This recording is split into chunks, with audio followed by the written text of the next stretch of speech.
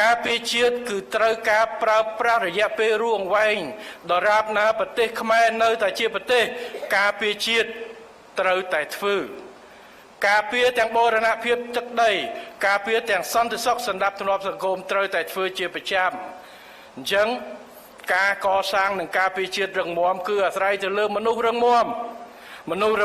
គឺអាស្រ័យទៅលើការវិនិយោគទៅលើធនធានមនុស្សនៅក្នុងសង្គមគិច្ចទាំងអប់រំទាំងសុខាភិបាលនេះឯង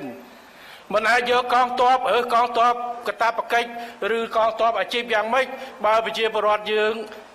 ចំណេះដឹងក៏មានកំណត់សុខភាពក៏ពិបាកអញ្ចឹងរើសទ័ពចូលមកម៉េចអញ្ចឹងត្រូវតែវិនិយោគ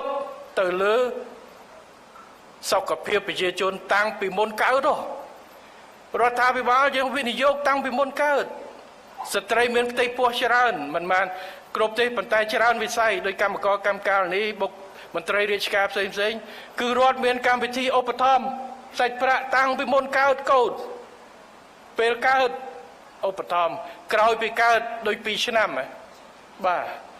មានបង្កើតឥឡូវយើងបង្កើនទាំងសំបីតែទារកកើតនៅក្នុងពន្ធនាគារដែលម្ដាយជាប់គុំក៏យើងគិតគូរឲ្យព្រោះត្រូវគិតកូនអត់មានកំហុសទេម្ដាយគាត់ធ្វើគាត់ទទួលតាមច្បាប់អញ្ចឹងត្រូវជួយព្រោះសិតតែជាទុនធានមនុស្សរបស់យើងអញ្ចឹងការវិនិយោគទៅលើវិស័យពង្រឹងវិស័យការពារជាតិពង្រឹងកិច្ចការពារជាតិគឺត្រូវវិនិយោគទៅលើមនុស្សហើយក្នុងនោះគឺការវិនិយោគទៅលើអប់រំនិងសុខាភិបាលនេះក៏ជាផ្នែកមួយនៃការពង្រឹងវិស័យការពារជាតិយូរអង្វែងរបស់យើងផងដែរខ្ញុំសូមបញ្ជាក់ចេះ